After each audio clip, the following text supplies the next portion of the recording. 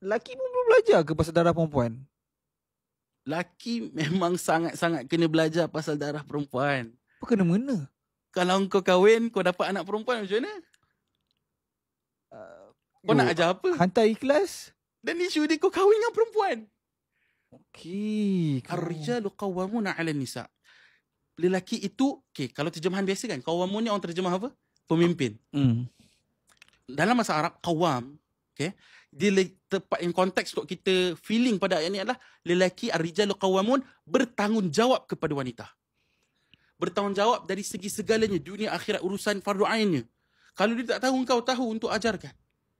Bermaksud hari ni, mahar engkau bukan mahar duit sahaja, tapi kau perlu sediakan mahar ilmu untuk membimbing dia.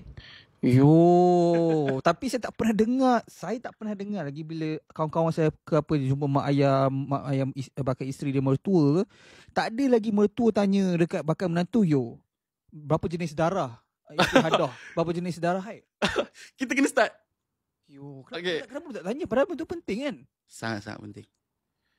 Sangat-sangat penting. Tapi sudah pastilah kau cakap, alah kau buat syarat susah. Bukan semua orang belajar ilmu agama. Sebab tu belajarlah sekarang. Start dengan tambah ilmu. Baca buku ni je.